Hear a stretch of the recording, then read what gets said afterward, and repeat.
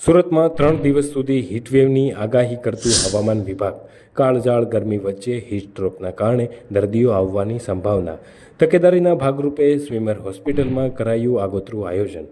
ગરમીમાં હીટસ્ટ્રોકના દર્દીઓ માટે અનોખી સારવારની વ્યવસ્થા. મનપા સંચાલિત સ્વિમેર હોસ્પિટલમાં કરાઈ આગોતરી તૈયારી.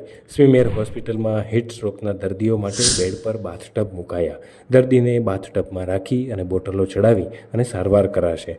સ્વિમેર હોસ્પિટલના ઇમરજન્સી વિભાગમાં એસી બાથટબ અને આઈસ પેકની વ્યવસ્થા કરવામાં આવી છે. હીટસ્ટ્રોકના દર્દીઓ આ રીતે સારવારથી સાજા થવાનો સ્વિમેર હોસ્પિટલનો દાવો. Manish Ahir, hospital committee chairman, જય દ્વારકાધીશ.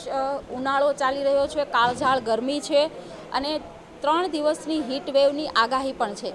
તો આ આગાહીના ભાગરૂપે દર વર્ષની જેમ આ વર્ષે પણ અમે સ્વિમેરના ઇમરજન્સી વોર્ડમાં કુલિંગ 2 બાથ તૈયાર કર્યા છે, જેની અંદર ઠંડુ પાણી, આઈસ ક્યુબ પણ નાખવામાં આવશે, જેથી જે હીટ સ્ટ્રોકનું દર્દી આવે એને તાત્કાલિક એનું બોડીનું ટેમ્પરેચર નોર્મલ થાય એ માટેની અમે આ કુલિંગ બાથની વ્યવસ્થા કરી છે. સાથે અમે ઇમરજન્સી વોર્ડમાં સેન્ટ્રલ એસી પણ કરી દીધું છે કે આ ખૂબ જરૂરી છે અને આ ગરમીથી, આ હીટ સ્ટ્રોકથી બચવા માટેનો આ ખૂબ એક કહીને એક લાભદાયી આ એક અમારો પ્રયોગ છે અને દર વર્ષે અમે આ કરતા હોઈએ છીએ. અને મને એ પણ ગર્વ છે કે મહાનગરપાલિકાની પહેલી આ એવી હોસ્પિટલ છે ગુજરાતભરની કે ત્યાં આવું અમે હીટ સ્ટ્રોકથી દર્દીઓને રક્ષણ આપવા માટે આવા કુલિંગ બાથની પણ વ્યવસ્થા અમે કરી છે.